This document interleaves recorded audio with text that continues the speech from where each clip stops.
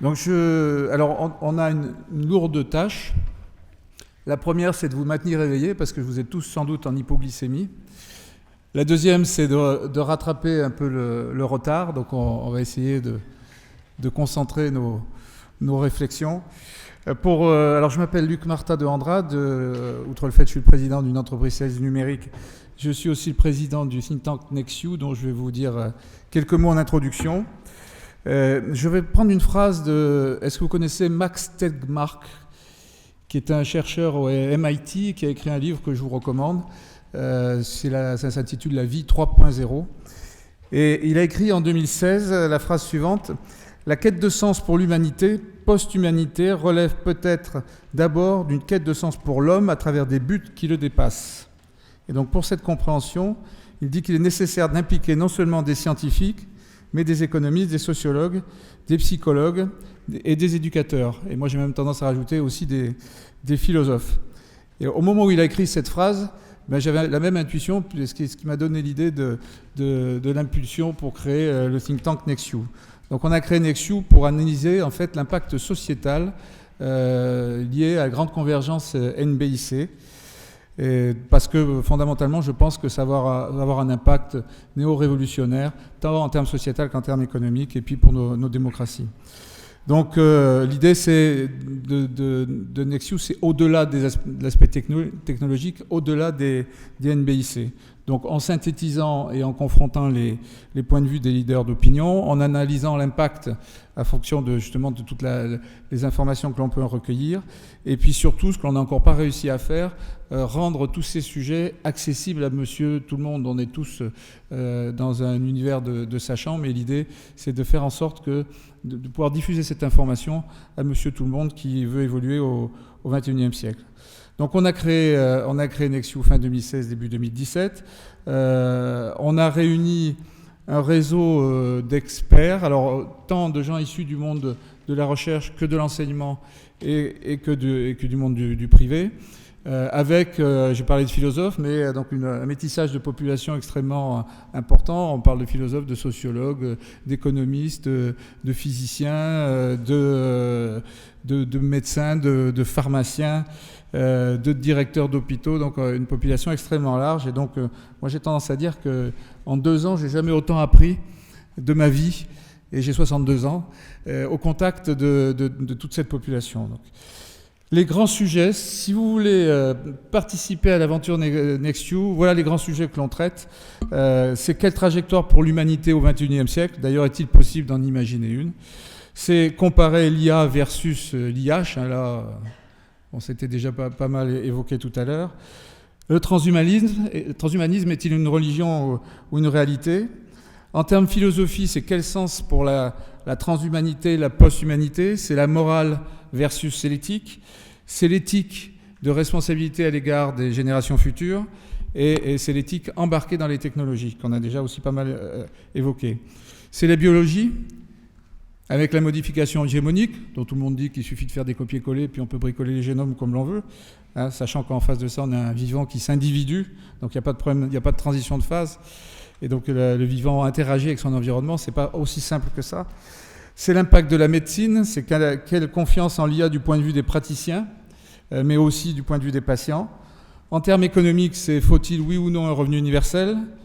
C'est Schumpeter, Schumpeter, c'est celui qui a évoqué la destruction créatrice. Aura-t-il raison, encore une fois, vu l'accélération des technologies? C'est les nouveaux métiers, c'est la sociologie dans le monde de l'entreprise, et puis c'est surtout une grande question que l'on peut se poser, c'est de savoir si les États vont continuer de perdurer en l'état. C'est presque un jeu de mots. Voilà pour l'introduction concernant Nextiu. Alors, ce que je propose donc très, très rapidement, c'est qu'on fasse un petit tour de table en 1 minute pour que chacun dise qui il est. Et puis après, je reviendrai sur l'interrogation auprès de chacun des présidents de la table ronde. Daniel, tu commences ? Alors, je m'appelle Daniel Benchimol, je suis chef d'entreprise, mais aussi président d'un cluster qui s'appelle Digital 113, qui est le cluster numérique occitan. Bonjour, Jérôme Morel, donc je suis responsable de l'unité numérique et systèmes intelligents à ADOC, qui est l'agence de développement économique d'Occitanie. sur la partie direction innovation, donc une agence qui accompagne les startups et les grands comptes, enfin jusqu'aux grands comptes, sur toutes les phases de vie de l'entreprise, avec une mission d'attractivité aussi. Donc je regarde Thales, j'ai entendu 2 centres d'IA, pourquoi pas 3, on ne dit jamais 203, et pourquoi pas en Occitanie. Voilà, et puis des missions peut-être sur lesquelles je reviendrai plus tard sur la stratégie régionale de l'innovation. Moi, vous m'avez déjà présenté, Bertrand Montubert, je suis conseiller régional délégué à l'enseignement supérieur et à la recherche et président d'Occitanie Data. Je suis par ailleurs mathématicien, professeur à l'université Paul Sabatier de Toulouse et ancien président de cette université. Jean-Louis Freins, moi j'ai fondé Bot Design, c'est une plateforme numérique de santé sécurisée qui fait du prédiagnostic et du suivi de patients de tous âges, on en reparlera. Je suis administrateur de Digital 113 et je porte la voix des petites entreprises et moyennes entreprises et j'anime aussi la commission santé de Nexio et je suis docteur en pharmacie industrielle. Patrick Seguela, je suis le directeur de la société Synapse Développement. Je suis docteur en IA. Synapse Développement est une société de 25 ans et qui travaille dans le traitement automatique du langage naturel, l'intelligence artificielle appliquée au texte. On développe des solutions innovantes et interopérables en analyse sémantique dans des moteurs de recherche intelligents. L'activité historique de la société était sur les actions de correction, d'analyse et d'aide à la rédaction. On a été notamment embarqué pendant des années dans la suite Microsoft Office pour faire tous ces services-là. Et aujourd'hui, on travaille sur les solutions conversationnelles et chatbots qui tirent la croissance de l'entreprise et j'en parlerai plus tard. Bon, je m'appelle Nicolas, Nicolas Hacher, directeur de recherche au CNRS. Et j'ai eu le plaisir d'avoir plusieurs doctorants en chiffres avec Patrick, là. Et ma spécialité est aussi le langage. Merci pour cette présentation. Alors, ma première question s'adresse à Jérôme Morel. D'abord, est-ce que tu peux dire 2 mots de l'Agence de développement économique, l'agence ADOC, comment elle est structurée, qui la finance ? Ensuite, reprendre un peu ce qu'a dit Bertrand Montubert tout à l'heure, le panorama en fait, des grands projets structurants sur le digital et comment, justement, ADOC accompagne ces projets. Oui. Alors, très simplement, ADOC, donc agence de développement, c'est 180 personnes, c'est 3800, un peu plus de 3800 entreprises accompagnées en 2018. C'est 210 événements, c'est-à-dire il y a quasiment un événement par jour au niveau de l'agence. Une agence très territoriale, suite à la volonté de notre présidente Carole Delga. On est présent sur tous les bassins d'emploi de l'Occitanie et même à l'international. On a 4 agences à l'international. La mission, c'est vraiment soutenir l'économie. On est financé principalement par la région, mais aussi un peu l'État et l'Europe. Voilà. Alors, peut-être pour faire un focus sur l'Occitanie, ça a été dit un peu dans les différentes présentations précédentes, ça fait 50 ans qu'on fait déjà de l'IA. C'est-à-dire que sur les 800 projets à peu près d'innovation que l'on voit passer chaque année, on va dire qu'il y en a 60%, un peu plus de 60% qui sont dans le domaine du numérique. Et je ne vous cache pas que le mot IA, c'est un peu le mot à la mode. Mais finalement, quand on regarde tout ce qui a été fait dans le domaine du spatial, de l'aéronautique, et aujourd'hui sur bien d'autres secteurs, parce qu'on ne peut pas résumer l'Occitanie à l'aéronautique et au spatial, on voit que les algorithmes d'intelligence, ce qu'on appelle aujourd'hui l'IA, sont présents et dans tous les domaines. On a la chance d'être une région, ça a été dit par Bertrand tout à l'heure, qui produit énormément de data. Ce qui fait que très vite, il y a, quand la stratégie régionale de l'innovation, alors la 3S, vous connaissez peut-être ça au niveau de l'Île-de-France, appelée 3S, donc il y a une volonté de l'Europe de spécialiser des territoires, a été refondue suite au rapprochement des 2 territoires qui étaient Midi-Pyrénées et Languedoc-Roussillon. Tout de suite, on s'est intéressé au numérique, à la data, à la manière dont on pouvait augmenter cette data, et ça s'est structuré autour de 4 gros chantiers à l'heure actuelle qui vont être revus. Il y a une stratégie régionale qui est en train d'être établie, qui va être mise au vote dans les prochains jours. Donc ça va évoluer. Mais aujourd'hui, les actions, elles sont, on va dire, sur 3 piliers fondamentaux et un 4e qui est la formation, qui a été évoqué là aussi ce matin, avec une volonté de créer des doubles profils. Et on voit des initiatives sur le territoire qui sont industrielles aussi, pour créer des écoles, notamment dans la cyber, orientée IA et d'autres domaines, pour justement pallier un peu la difficulté de faire valider des cursus. Ça prend relativement beaucoup de temps au niveau des universités ou des écoles pour faire valider un diplôme. Et on voit de plus en plus de formations pratico-pratiques, peut-être moins diplômantes, mais qui permettent de faire progresser des profils, alors qui sont en Occitanie de plutôt bon niveau. On a beaucoup de Bac plus 5 et de docteurs. C'est là aussi un peu historique, mais il y a un vivier du coup recherche qui est très important. Finalement, toutes les personnes qui sont autour de cette table sont issues de cette recherche toulousaine ou montpelliéraine, en sachant qu'on a ces deux gros pôles qui sont importants au niveau de la région. Donc les piliers, donc formation, ça c'est un peu ce qu'il y a en base. On aime les POC, ça a été évoqué, mais trop de POC tue le POC. Du coup, on a pris le parti de créer des territoires d'expérimentation ouverts, notamment autour de la mobilité, autour de l'université Paul Sabatier, où on a un écosystème qui permet de venir tester du véhicule autonome d'une manière ouverte, dans des conditions qui sont maîtrisées et facilement adaptables. Donc l'IA, bien sûr, on la retrouve avec des acteurs de haut niveau que peuvent être des Continental ou des Renault Software Labs. On a la chance sur le territoire Occitanie d'être la région qui crée le plus d'emplois industriels, avec de gros acteurs industriels présents. Et du coup, ça permet effectivement de pouvoir les impliquer sur ces programmes de tests grandeur réelle. On avait bien sûr la data et l'IA comme thème principal. On voit au travers d'Occitanie Data l'émergence en fait de ce qu'on avait imaginé être un provider de données au départ, c'est-à-dire la capacité à décloisonner la donnée dans des formats relativement compréhensibles par tout un chacun, et bien sûr de l'augmenter par des briques d'intelligence artificielle, mais aussi d'être en capacité de la diffuser en allant chercher des acteurs hors territoire. Donc du coup, il y a un appel aussi à certains d'entre vous, si vous voulez venir nous épauler sur ces projets-là, des acteurs comme Quant qui viennent avec cette notion peut-être de souveraineté, permettre d'accéder à cette donnée en imaginant peut-être des moteurs de recherche complètement différents de ceux qu'on connaît à l'heure actuelle. Et le troisième gros pilier, c'est la cybersécurité, la sûreté de l'information, où là, que ce soit dans les échanges d'un écosystème qui est quand même très IoT et très système embarqué, sur tout le territoire Occitanie, que ce soit à l'est ou à l'ouest, on a beaucoup de sociétés qui utilisent de l'objet connecté. Du coup, il y avait cette problématique de faire progresser les sociétés, notamment les PME, dans des démarches de sûreté et de protection de l'information.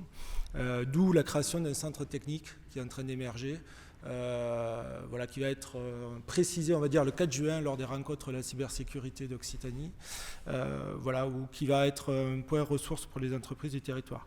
Et derrière tout ça, un élément un peu plus prospectif, qui est le quantique, orienté accélération du calcul. Ça, c'est plutôt côté montpelliérain, plutôt du côté d'IBM, mais on travaille aussi cette thématique-là avec Atos, c'est un acteur qui a été évoqué tout à l'heure. Voilà, donc les grandes thématiques régionales sur une région, encore une fois, où il y a énormément de potentiel technique. Il y a 15 pôles de compétitivité, dont un mondial. Il y a un représentant, je vois Philippe là-haut en haut de cet amphithéâtre que vous pourrez solliciter sur la pause déjeuner. On a un IRT qui est important, qui s'implique dans des projets structurants. On a un gros projet autour du littoral et du rétro-littoral qui est en train de se mettre en place, et notamment autour du partage de la donnée et du décloisonnement de la donnée. Et donc forcément de l'IA, de l'augmentation bien entendu. On a des acteurs du transfert, on a 2 sociétés d'accélération et de transfert de technologie. Donc tout un écosystème de laboratoires, d'universités, d'entreprises bien entendu qui vous attend si vous êtes intéressé pour venir vous implanter en Occitanie. Alors pour enchaîner, Digital 113, c'est la réunion des 2 grands clusters de la région. Daniel, est-ce que tu peux nous en dire 2 mots, et puis en quoi Digital 113 accompagne la filière intelligence artificielle? Alors, Digital 113, effectivement, c'est la fusion de Digital Place, cluster historique toulousain, et French of Digital, cluster historique montpelliérain. Digital 113, c'est 400 entreprises, un peu moins de 400 entreprises, et 17 000 salariés dans ces entreprises. C'est un cluster numérique. Alors, un peu d'histoire quand même. En 2011, quand le Digital Place s'est créé, c'est qu'il fallait montrer à l'écosystème régional, mais aussi à l'écosystème national, qu'à Toulouse, il n'y avait pas qu'Airbus. Il y avait une vie à côté d'Airbus et à côté des grands industriels du spatial qui, effectivement, favorisaient les technologies, et notamment les deep tech. Donc, on a créé ce cluster pour montrer que les entreprises du numérique étaient une véritable industrie en Occitanie. Force est de constater que maintenant, en 2019, c'est acquis par tout l'écosystème qu'il y a une vraie richesse en Occitanie pour toutes ces entreprises numériques qui créent de l'emploi et qui sont au service évidemment des industries locales, mais pas que. Alors à quoi ça sert un cluster ? Ça sert à potentialiser les entreprises, potentialiser les petites entreprises, depuis la start-up jusqu'à l'ETI. Les aider, comme vous avez vu, la richesse des labos de recherche et des universités, de faire le pont et le trait d'union entre la recherche et les start-up. À la fois faire passer l'innovation des start-up vers la recherche et de la recherche vers les start-up. Ça sert aussi à réfléchir au financement de cette économie et de ces entreprises. On sait très bien que effectivement une start-up a besoin de se faire financer dans les phases de démarrage et d'accélération. Ça sert aussi à aider les entreprises à se faire connaître à l'international et de trouver les bons process et les bonnes méthodes pour aller à l'international. Voilà, ce sont les axes principaux auxquels j'ajouterai évidemment tout ce qui touche aux ressources humaines, à la formation, tout ce qui touche aussi aux services mutualisés, partagés que les entreprises peuvent mettre en commun. Autrement dit, c'est finalement mettre en commun de l'intelligence collective. Voilà à quoi sert le cluster. C'est un cluster qui est à 60% s'autofinance, à 40% est financé par des fonds publics, État et région, et qui propose une gamme de services. Je vous invite à aller voir sur le site de Digital 113 tout ce qu'on peut faire. Alors, pour la deuxième question, Digital 113 et l'IA, d'abord, on a été un organe de consultation quand il fallait répondre au projet, puisque le projet était fait par les laboratoires de recherche. Il y avait évidemment tout l'écosystème des pôles de compétitivité et des grands industriels. Il manquait un peu la voix des PME, des TPE et des PME. Le cluster a fait une enquête, puisque sur toutes ces entreprises du numérique, TPE, PME, pour savoir quelles étaient finalement leur sensibilité à l'intelligence artificielle, et on s'est aperçu que un tiers des gens consultés avaient de près ou de loin un lien avec l'IA, soit en cours, soit en rapport avec des clients et des projets. Et donc on a essayé de mettre ça, je crois que l'enquête est sur le site si vous voulez aller la voir, de mettre ça en musique et de rapporter cette information au projet du 3IA en région. Ça a permis aussi d'identifier les besoins en formation, puisqu'on avait déjà fait une plateforme qui s'appelle Digital Skill, qui référençait toutes les formations en région, mais aussi tous les besoins de formation. Ça a permis aussi de se servir de cet appel d'offres pour pousser les formations en IA, et on n'est qu'au début du sujet. Voilà. Ensuite, qu'est-ce que peut faire Digital Place ? C'est qu'on a ouvert une open factory, en fait c'est une commission ouverte, on peut le dire comme ça, sur l'intelligence artificielle qui va aller évangéliser dans les lycées sur ce qu'est l'intelligence artificielle le plus tôt possible pour donner envie à des étudiants, des lycéens, pas des étudiants, de regarder ça de plus près, et notamment aussi aux jeunes filles. Deuxièmement, d'évangéliser les PME, parce qu'il y a des PME qui sont technologiques nativement, mais il y en a beaucoup qui ne le sont pas. Donc de montrer ce que c'est qu'il y a au niveau des PME. C'est de créer des événements pour la communauté technique et la communauté du cluster autour de l'intelligence artificielle. Et c'est aussi faire des rapprochements avec des clusters internationaux. C'est-à-dire qu'effectivement, on a un point d'entrée ou un point de vision pour des start-up allemandes, des start-up israéliennes, etc., dans le domaine de l'IA, essayer de faire des ponts entre les écosystèmes technologiques qui s'intéressent à l'IA. Voilà. en quelques mots ce que peut faire Digital Place en général et en particulier sur l'intelligence artificielle. Je dis Digital Place, je devrais dire Digital 113, qui est le nouveau nom de la fusion des deux clusters. Pour revenir sur Anity et 3IA, Nicolas, là tu as abordé un peu tout à l'heure l'aspect scientifique. Qu'est-ce que tu veux exprimer sur l'aspect économique? Et alors notamment, j'ai une deuxième question, c'est comment intégrer l'écosystème de PME qu'évoquait Daniel dans le projet, parce que... D'accord. Ok. Je vais essayer de répondre. Je voulais revenir d'abord. Bon, ma réponse va pas être complètement directe. Il y aura un petit chemin à faire, mais pas très long. Je sais qu'on veut manger. Je voulais retourner à la remarque de Jérôme sur l'IRT et les clusters. Et donc, je trouve ça, pour moi, c'était quelque chose d'important. Là, je vous donne un élément biographique. J'étais jusqu'à maintenant un chercheur plutôt théorie pure. Et ça, c'était ma première expérience étendue avec les industriels. Et j'étais émerveillé par la compétence et le savoir-faire dans les industries. Et je dis ça parce que quelquefois, il y a une méfiance entre les académiques et les industriels. Et j'avais ce biais un peu, mais elle est partie.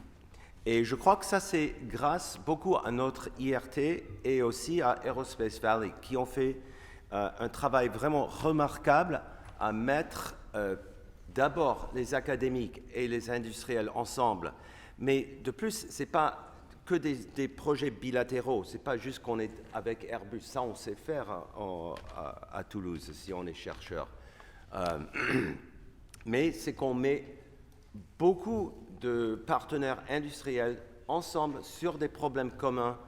Vous ne l'avez pas vu dans mon diagramme là, sur les programmes intégratifs, mais c'est ça qui est intéressant, c'est qu'on a plein de partenaires industriels qui ont des problèmes similaires, qui ont besoin de partager des données similaires, donc besoin de Bertrand et Data Occitanie Data.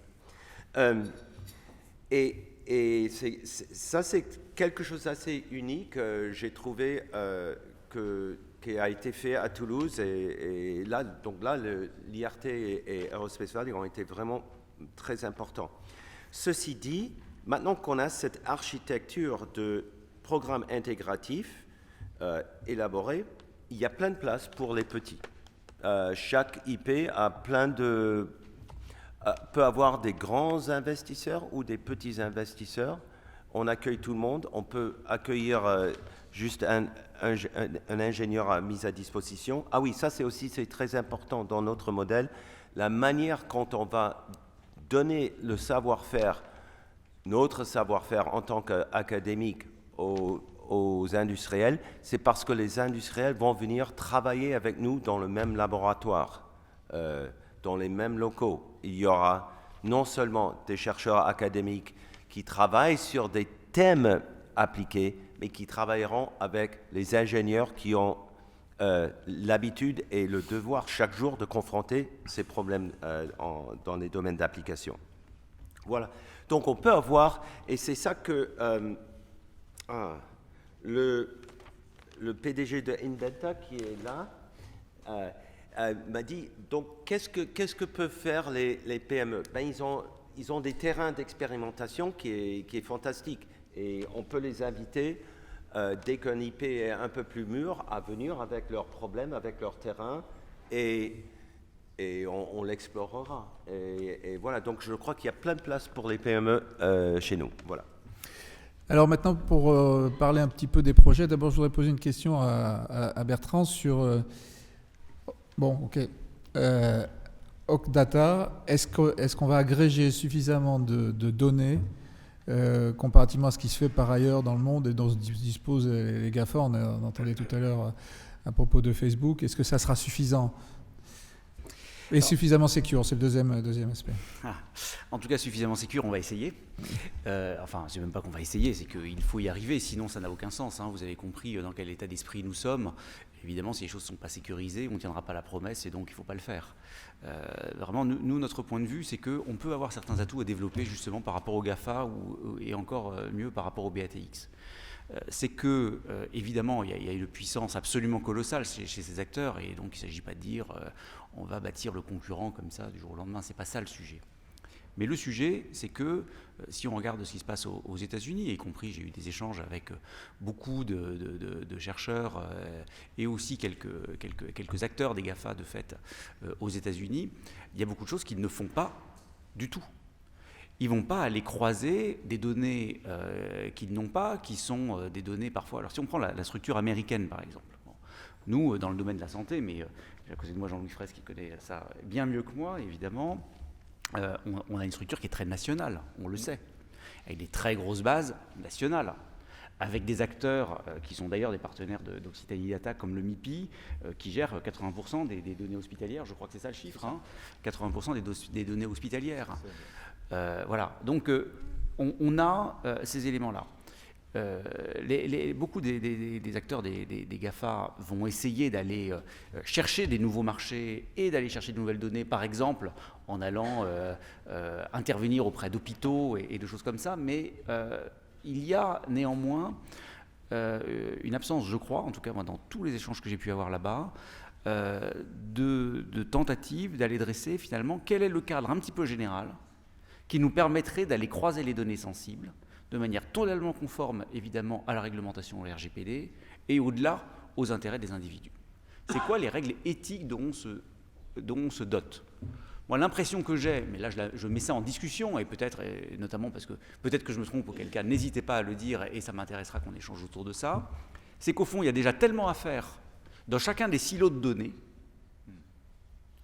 que aller travailler sur la manière dont on va abaisser les barrières entre les silos de données, eh bien, ce n'est pas forcément le premier effort que les gens vont aller faire. C'est mon intuition. Encore une fois, je la mets en discussion, celle-là. Et vous aurez peut-être, encore une fois, d'autres éléments à confronter. Mais, donc, je reprends à la question, est-ce qu'on aura suffisamment de données ?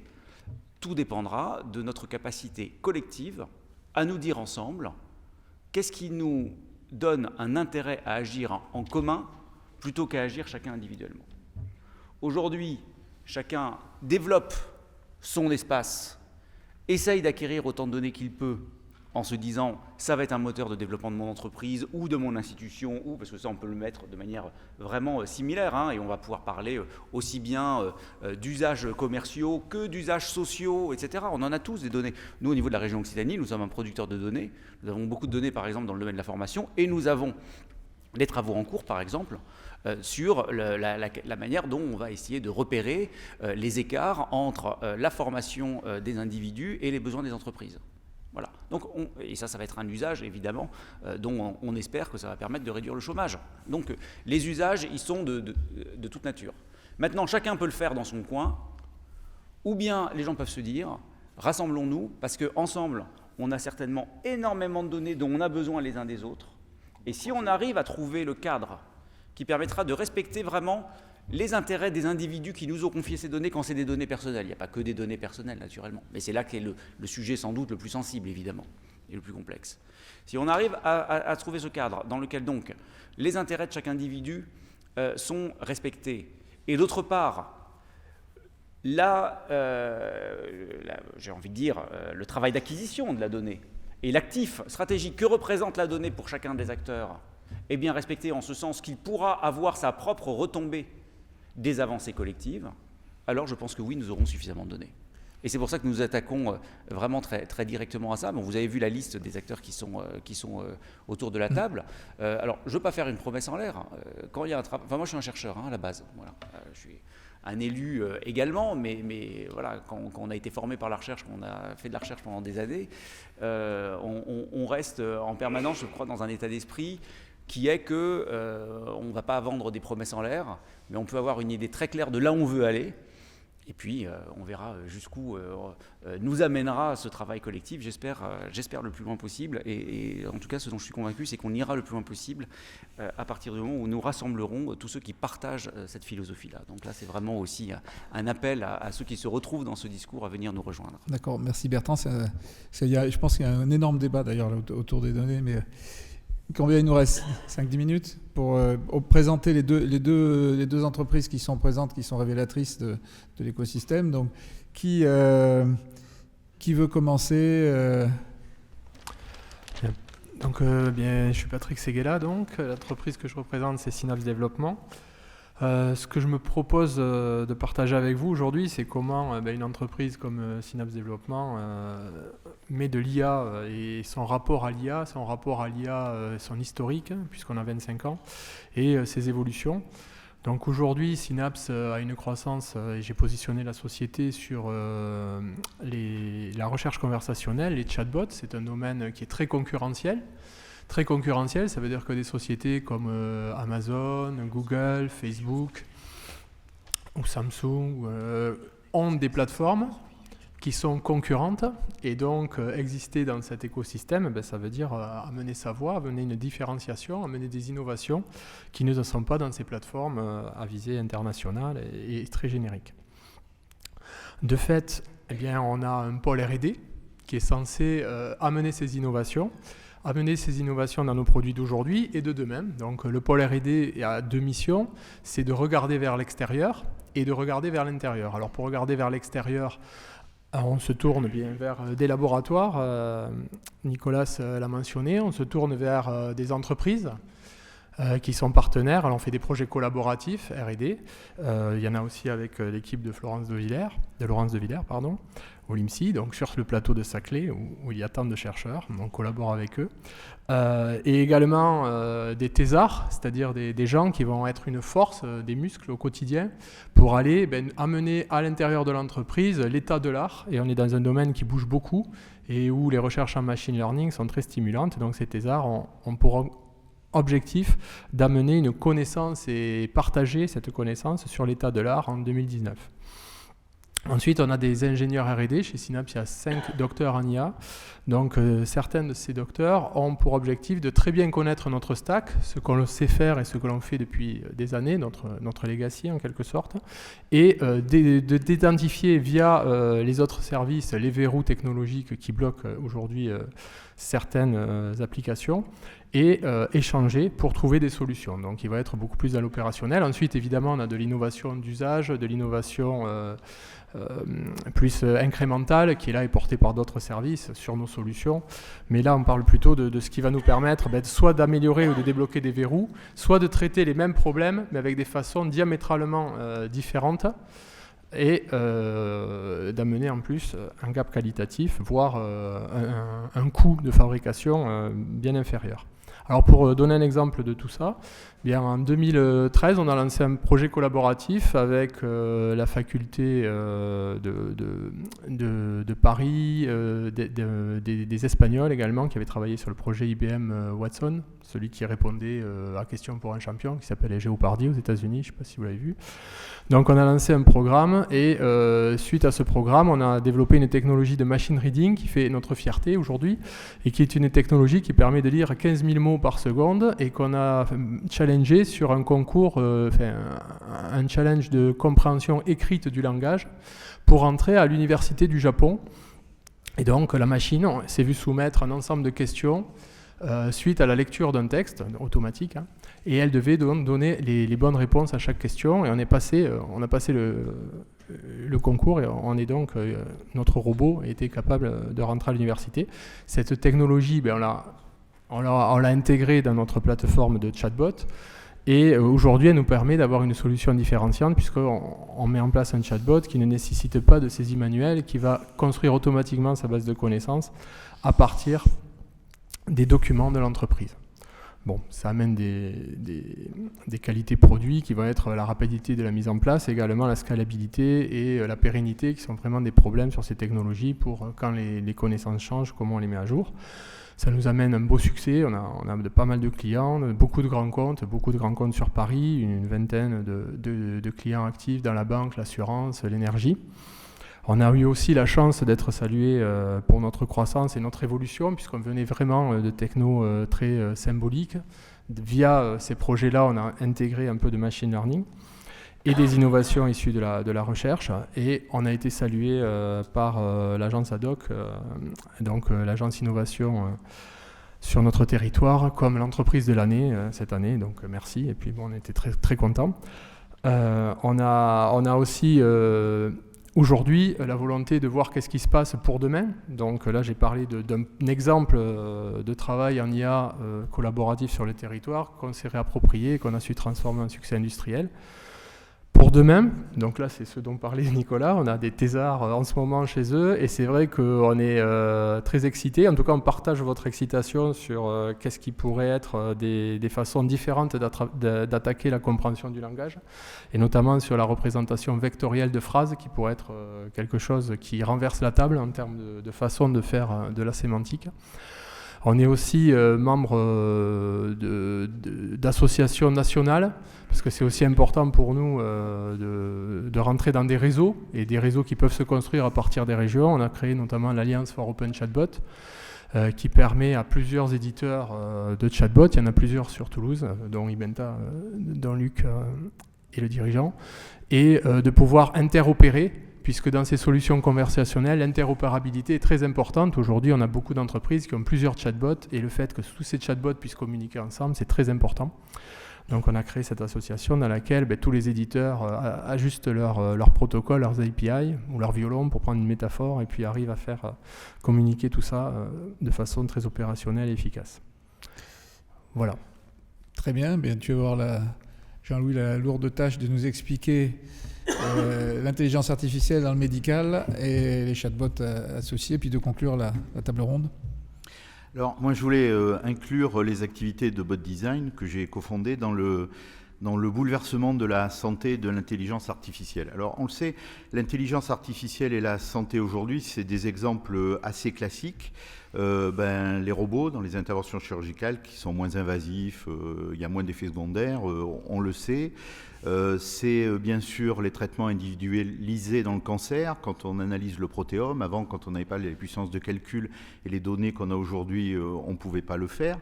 C'est bien sûr les outils numériques et les robots conversationnels, les chatbots qu'on utilise nous pour faire par exemple du prédiagnostic de l'autisme ou du suivi de patients oncogériatriques après un traitement de chimiothérapie. Donc quand on dit chatbot, médecine, patient âgé, on voit qu'on a des challenges à relever qui sont très importants.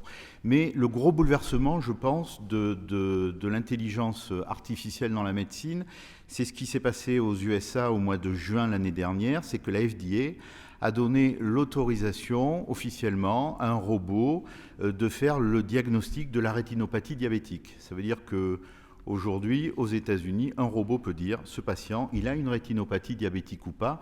Vous savez qu'en France, il n'y a qu'un certain nombre de professionnels de santé, dont les médecins, les pharmaciens, les sages-femmes, de par le Code de la santé publique, qui avons le droit de faire du diagnostic. Et on voit bien que ce qui se passe aux États-Unis, on a l'habitude de dire que quelquefois ça arrive chez nous. Et donc on peut penser que ça va bouleverser considérablement la façon dont on appréhende les choses. Alors on peut aussi l'inclure dans d'autres mutations, c'est qu'aujourd'hui la médecine c'est beaucoup plus de patients, parce qu'il y a des personnes âgées, on le sait, des polypathologies, on le sait aussi. Mais c'est aussi une diminution considérable des moyens, puisque il faut faire des économies. Et arrive tout ça au milieu de ces éléments-là, l'intelligence artificielle qui bouleverse complètement les règles, je dirais, qui s'appliquent à la médecine. Alors, avec une question qui vient toujours, mais est-ce que l'intelligence artificielle va remplacer le médecin ? Alors, moi... On répond aujourd'hui quelques-uns, c'est que d'abord, il nous semble que les robots n'ont pas de corps aujourd'hui et que la médecine, elle est basée sur l'expérience humaine et que les robots, par conséquent, n'ont pas d'expérience humaine et que pour l'instant, en tout cas, ils ne remplaceront pas le regard qu'on a avec son patient quand on lui annonce quelque chose de très délicat. Ils ne remplaceront pas le geste de notre main que l'on pose sur le bras d'un patient quand il est angoissé. Et ils ne remplaceront pas, pour l'instant en tout cas, même si l'interaction machine avance beaucoup, la négociation. Alors la négociation, c'est quoi? C'est que quand on a fait un diagnostic en médecine, derrière, il y a un traitement. Et que le gage de l'efficacité, c'est l'observance. Et que l'observance avec le patient, ça se négocie. Et donc, on pense aujourd'hui, en tout cas, que pour l'instant, les robots ne vont pas remplacer les médecins tout de suite. Deuxième élément que je voudrais évoquer rapidement, c'est l'éthique. Alors, l'éthique, on pourra en parler longtemps. Moi, je prends deux exemples qui me guident. C'est que, d'abord, le numérique ne doit pas créer des inégalités supplémentaires. Et ça, c'est une règle d'éthique qui est importante. Enfin, en termes d'éthique aussi, le professionnel de santé que je suis, il doit être toujours performant parce qu'on n'a pas une obligation de résultat, vous savez, mais on a une obligation de moyens. Et donc, du coup, l'éthique, c'est de faire qu'on soit, pour combien de temps, aussi performant que les machines. Mais ce qui est terrible dans la médecine, c'est qu'aujourd'hui, on enseigne la médecine de la même manière qu'il y a quelques années. Or, l'intelligence artificielle arrive à vitesse très rapide. Les radiologues en savent quelque chose. Et je pense qu'on a intérêt à adapter la façon de former les professionnels de santé très rapidement. Je voulais dire aussi que l'intelligence artificielle et le numérique, ça ne sera accepté par les patients, les professionnels de santé, les institutions, que si on arrive à conjuguer plusieurs éléments. D'abord, c'est la confiance. Alors, c'est la confiance qu'ont les patients et les médecins dans les algorithmes, mais aussi dans ce qu'on fait des data. Alors, on y reviendra, mais les data aujourd'hui, je donne ces exemples qui me font toujours halluciner, c'est qu'on rencontre encore des médecins qui dictent leur compte-rendu opératoire ou contextuel de patients qui viennent de voir via la machine qu'ils ont, c'est-à-dire via la reconnaissance de langage de Google ou d'autres. Ça veut dire que là, on est dans un état où on livre au monde entier des éléments de données, d'abord qui sont confidentiels, et ensuite, on le sait, qui aujourd'hui ont une valorisation quand même très importante. C'est pour ça que nous, on a développé dans Bot Design une messagerie cryptée sécurisée qui permet de faire tous ces échanges-là. Après, il y a des notions aussi d'interopérabilité. Il y a des notions d'acceptabilité et les interactions homme-machine sont excessivement importantes. Nous, dans l'entreprise, on a bien sûr des ingénieurs, mais aussi des ergonomes, parce que la façon dont on discute avec un robot pour une personne âgée, c'est quand même pas neutre. Et si le robot il n'est pas accepté, de toute façon, c'est plus la peine de se casser la tête à faire du numérique, parce que si c'est pas utilisé par les patients, c'est absolument pas utile. Il y a l'interopérabilité, je le disais. Il y a aussi la formation et il y a aussi la fracture numérique, parce qu'on sait que le numérique et l'IA, c'est bien, mais si les gens n'ont pas la capacité ou les moyens de le mettre en œuvre, ça pose problème. Et ça fait partie aussi, moi je pense, de l'éthique de l'intelligence artificielle. Je voudrais finir par quelque chose qui est en train dans la santé de bouleverser complètement les choses actuellement, c'est l'arrivée de la blockchain. Alors la blockchain, on en parle partout. Mais dans la santé, elle arrive et puis peut-être un peu moins vite qu'ailleurs parce qu'on n'en a pas vu pendant longtemps un certain nombre d'applications. Qu'est-ce qui se passe aujourd'hui? La donnée de santé, je vais très très vite, mais en tout cas vous savez que nous ne sommes pas propriétaires de nos données de santé, nous en sommes usufruitiers, on a le droit de les utiliser mais pas de les vendre. Or les patients ont bien conscience aujourd'hui que la donnée c'est un actif important puisqu'il y a un marché de la donnée, le dark web, enfin ça on le sait tous, et que du coup quelquefois la donnée c'est un peu comme l'algorithme, c'est la boîte noire, on ne sait pas bien où elle est, on ne sait pas bien qui s'en sert. Alors pourquoi la blockchain là-dessus? C'est que aujourd'hui, du coup en France, on ne vend pas sa donnée de santé, c'est pas autorisé. Et il y a une structure américaine qui est arrivée, je tairai son nom, qui a commencé à dire mettez vos données Fitbit dans la blockchain et moi je vous donne 5 €. Alors c'est vrai que les données de Fitbit, c'est pas des données de santé pour l'instant, parce que à l'époque où ils le faisaient, on n'avait pas le rythme cardiaque, mais on sait bien que quand on va mettre ces activités de marche quelque part par exemple, on sait bien qu'on n'a pas le même état de santé quand on marche 20 km très rapidement et qu'en plus on fait des montées et descentes que quand on a du mal à marcher, qu'on marche moins vite. Donc du coup, il y a toujours une signification de la donnée, même si elle n'est pas donnée de santé. Donc ils ont commencé comme ça. Puis en fait, maintenant, cette structure est en train de dire, mais écoutez, mettez vos données dans la blockchain, nous on va se charger de vous les revendre à l'industrie pharmaceutique. Ne vous inquiétez pas, elles sont vendues, mais elles sont anonymisées. Donc du coup, c'est pas vous qui les vendez. Alors ça, évidemment, ça pose un énorme problème éthique, je pense, mais ça en prend un aussi qui m'interpelle beaucoup, c'est que plus on va inciter les gens à vendre leurs données, c'est comme le corps humain dans certains pays, eh bien, plus les gens qui vont les vendre sont des gens un peu peut-être par définition qui ont besoin d'argent, et on sait que en termes statistiques, ce sont les gens qui sont le moins argentés qui sont le plus malades. Donc si on rentre dans cette façon de traiter les choses, on va au moins complètement fausser la recherche. Donc on est quelques-uns à dire, de toute façon, les données de santé, ça bouge, les patients en ont conscience et il faut faire quelque chose. Donc la blockchain, c'est une technologie merveilleuse parce que c'est quelque chose qui permet de aussi redonner confiance aux patients parce qu'on sait que les patients ont la clé et que c'est une certaine façon de transparence. Donc la troisième voie qu'on prône, nous, avec certaines associations de patients nationales et des profs de médecine et des institutions, c'est de créer des blockchains de consortium et de dire vos données, mettez-les dessus pour faire des registres, pour faire d'autres éléments cliniques. Elles seront vendues, ça c'est sûr, mais le fruit de cette recherche, il sera non pas redistribué à la personne qui a mis à disposition sa donnée, mais à disposition de structures communes pour faire de la recherche et pour faire de la médecine. Et ça, donc, ce croisement de données, il est très important. Je termine en disant que la région Occitanie, c'est un ferment extrêmement important de recherche dans l'intelligence artificielle. C'est l'aéronautique, mais c'est aussi la médecine. On est très heureux d'être associé à 3IA parce qu'on va y trouver des éléments de fiabilité d'algorithmes, des éléments d'interaction machine. On est très heureux de pouvoir travailler dans le cadre d'Occitanie Data parce qu'il y a des croisements de données gigantesques à faire entre la médecine, la mobilité et puis bien sûr le climat. Mais il y a aussi, comme le disait Bertrand tout à l'heure, un modèle économique à trouver parce que quand on voit tout ce qui tourne autour aujourd'hui de la taxation de la donnée en France, on peut se dire qu'on pourrait peut-être imaginer les choses un peu différemment puisque la création de valeur ajoutée, on sait aussi où elle est. On bénéficie aussi de ces formidables clusters où là on peut mettre en commun un certain nombre de choses et Digital 113 en est l'exemple et Nexiu, ça c'est un véritable moment de bonheur où on peut faire croiser un certain nombre de choses. Je vous remercie.